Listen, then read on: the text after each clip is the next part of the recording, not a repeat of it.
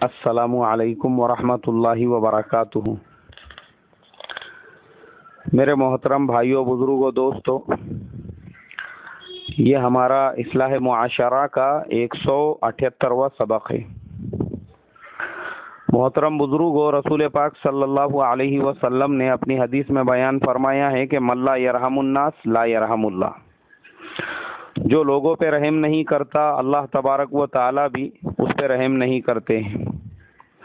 یہ حدیث مجھے اس لیے یاد آئی چونکہ ہمارے مہاراشٹرا کے، آندھرا پردیش کے، کرناٹکا کے اور ہمارے ملک ہندوستان کے کچھ علاقے ایسے ہیں جہاں پہ فی الحال پانی کی شدید قلت چل رہی ہے۔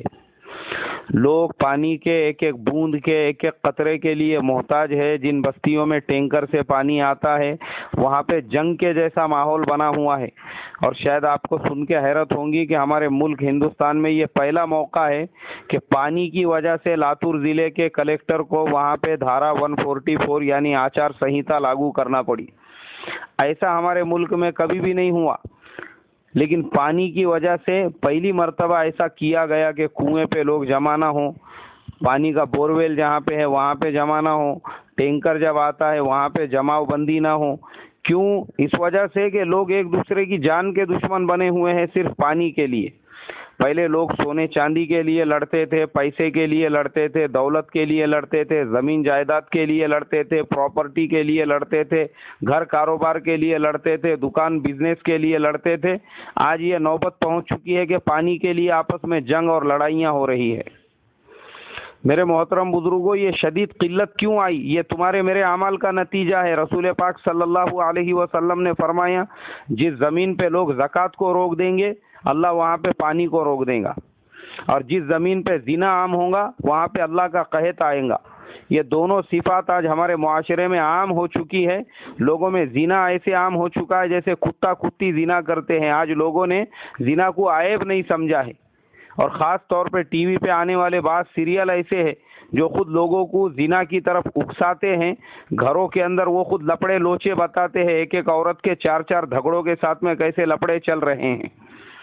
وہ چیزیں دیکھ دیکھ کے ہمارے معاشرے میں بھی وہ چیزیں عام ہو چکی ہے کہ شادی شدہ عورتوں کے بھی جو ہے 4 6 دھگڑے جو ہے گھیرنے میں ان کو انٹرسٹ آتا ہے۔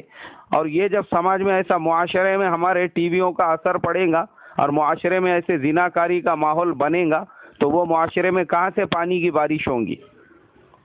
اور زکوٰۃ کا تو یہ حال ہے، میں جانتا ہوں بعض علاقے ایسے ہیں جہاں پہ مسلمان کروڑوں پتی ہے، جہاں کے مسلمان صاحب نصاب ہے، صاحب ثروت ہے۔ یہ جہاں پہ آج پانی کا مسئلہ چل رہا ہے میں وہاں کی بات کر رہا ہوں۔ مگر مسئلہ صرف یہ ہے کہ وہ مسلمان اتنے زیادہ بخیل، اتنے زیادہ کنجوس، اتنے زیادہ مکھی چوس ہو چکے ہیں کہ ان کا محاورہ یہ بن چکا ہے کہ چمڑی جائے مگر دمڑی نہ جائے۔ ہم قبر میں چلے جائیں گے، ہم اپنے وارثوں کو عیاشی کرنے کے لیے آئی پی ایل اور آئی سی سی ٹی ٹورنامنٹ کے جوؤں پہ سٹا لگانے کے لیے پوری پراپرٹی چھوڑ کے چلے جائیں گے، مگر اللہ رسول کا حق نہیں ادا کریں گے۔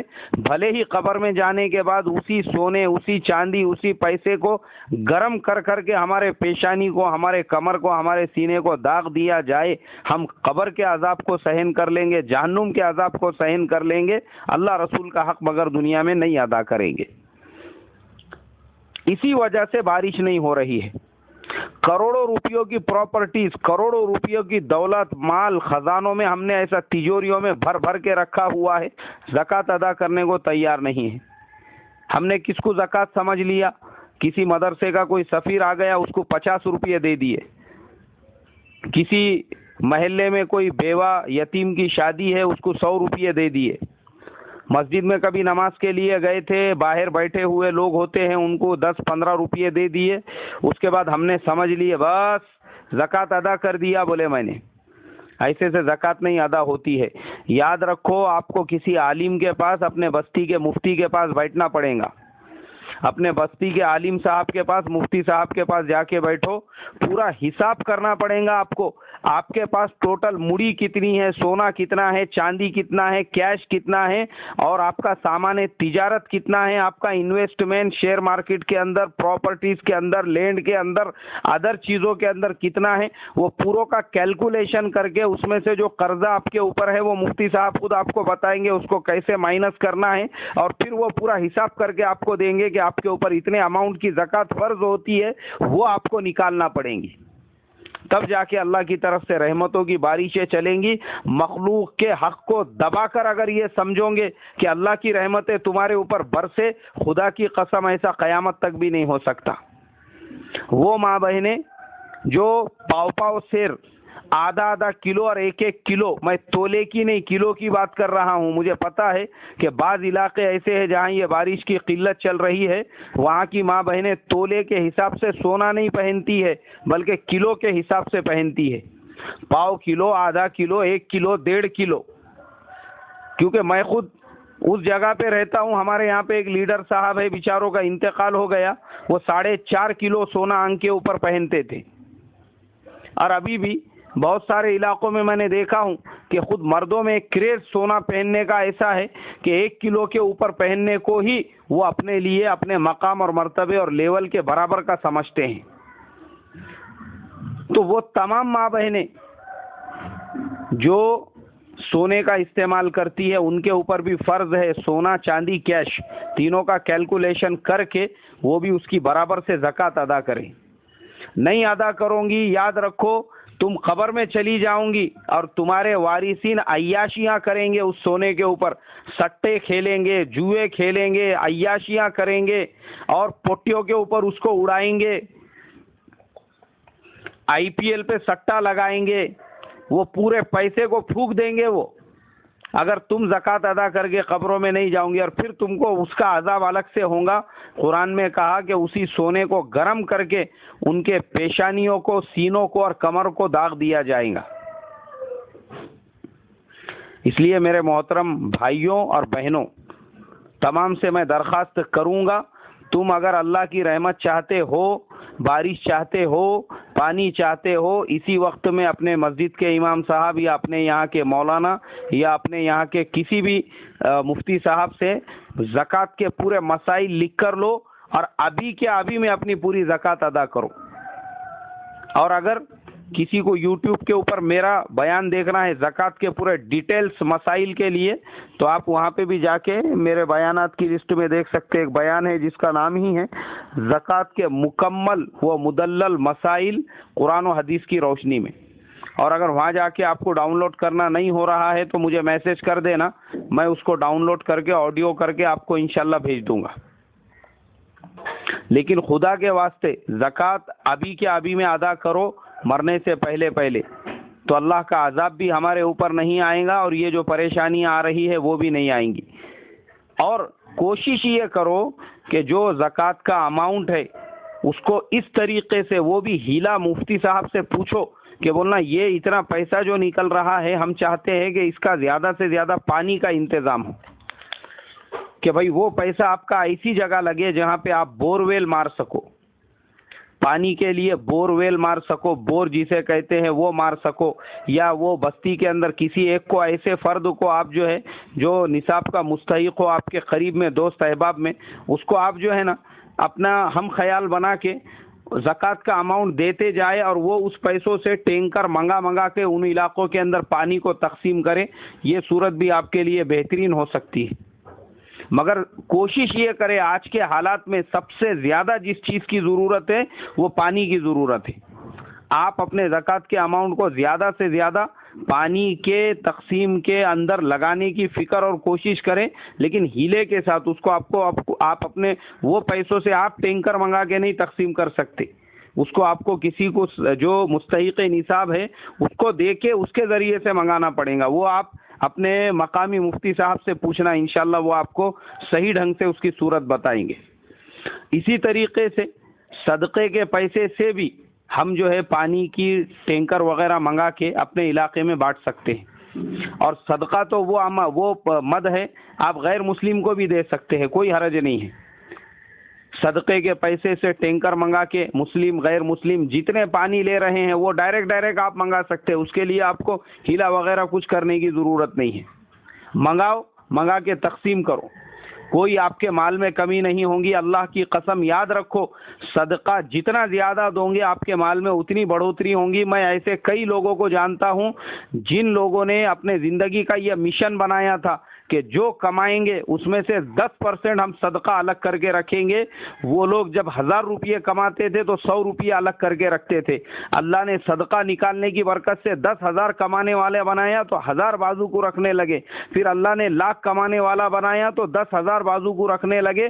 جب 10 لاکھ کمانے والا بنایا تو لاکھ بازو کو رکھنے لگے. جتنا زیادہ انہوں نے اپنے صدقے کو بڑھایا اللہ نے اتنا زیادہ ان کو کروڑوں پتی بنایا.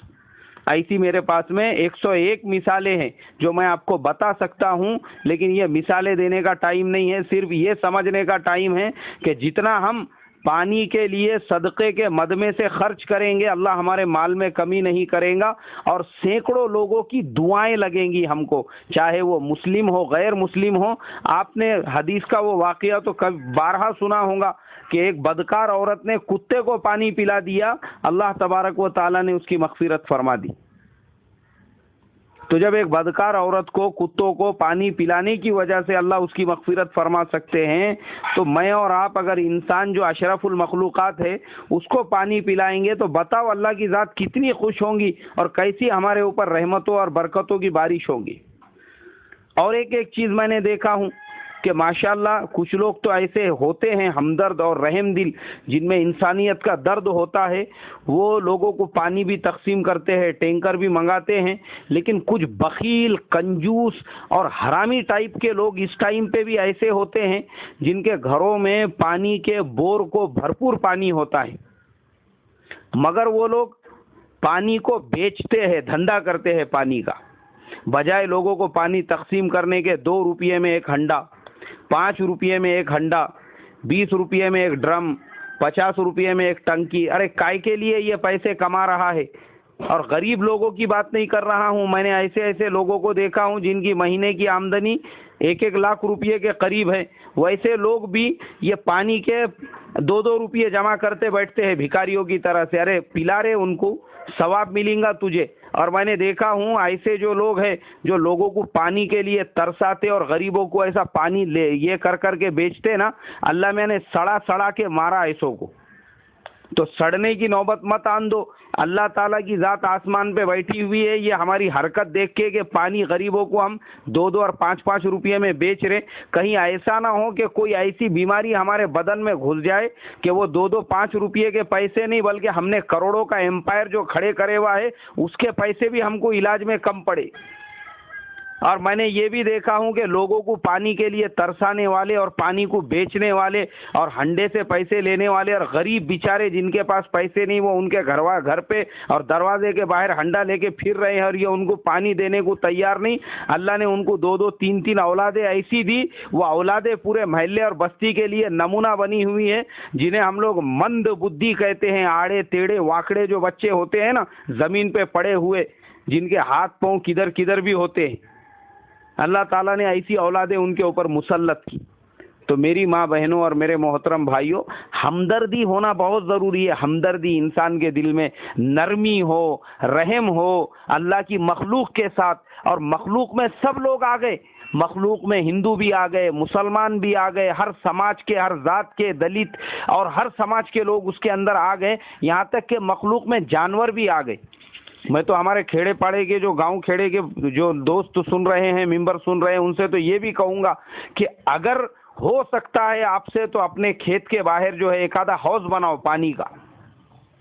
اللہ آپ کو بہت زیادہ اجر و ثواب دیں گا. انسانوں کے پانی کا تو انتظام ہو رہا ہے, جانوروں کو کون پانی پلائیں گا؟ کیونکہ میرا جو علاقہ ہے, میرا اپنا جو تعلقہ بولو یا پھر ہمارا اپنا جو علاقہ ہے, میں نے دیکھا ہوں وہاں پہ ہرنوں کی بہت زیادہ کثرت ہے. وہاں پہ بہت زیادہ کثرت کے ساتھ میں وہ پائی جاتی ہے اللہ کی مخلوق. تو آپ کو اللہ اس کا بھی اجر و ثواب دیں گا. وہ بیچارے کہاں جائیں گے؟ وہ علاقے کے پورے تالاب وغیرہ سب سوکھ چکے ہیں. وہاں پہ ہم نے حوض بنا دیے, 2 4 حوض بنا دیے. وہ حوضوں کے اندر اگر پانی کا انتظام کیے, وہ اللہ کی مخلوق پانی پئیں گی, اس کا بھی ہم کو اجر و ثواب ملے گا. تو وہ بھی اللہ کی مخلوق میں داخل ہے جو بے زبان جانور ہے، تو ورنہ پانی نہیں ہونے کی وجہ سے، پیاس کی شدت کی وجہ سے جو ہے ایسے اللہ کی ایسی جو مخلوق ہے بیچاری وہ بھٹکتے رہتی دھوپ کے اندر ادھر سے ادھر. تو اس کے لیے میرے محترم بزرگوں فی الحال کا سب سے بڑا تقاضا یہی ہے کہ پانی کے لیے ہم جتنا ہو سکتا ہے اتنی کوشش کریں، اتنی محنت کریں اور اللہ کے مخلوق کو پانی پلانے کی فکر کرے. اللہ تبارک و تعالی ہمارے دلوں میں نرمی پیدا کرے، ہمدردی پیدا کرے اور مخلوق کی محبت پیدا کرے اور اللہ کے بندوں کو پانی پلانے کی اور ان کی خدمت کرنے کی توفیق عطا فرمائے. السلام علیکم ورحمۃ اللہ وبرکاتہ.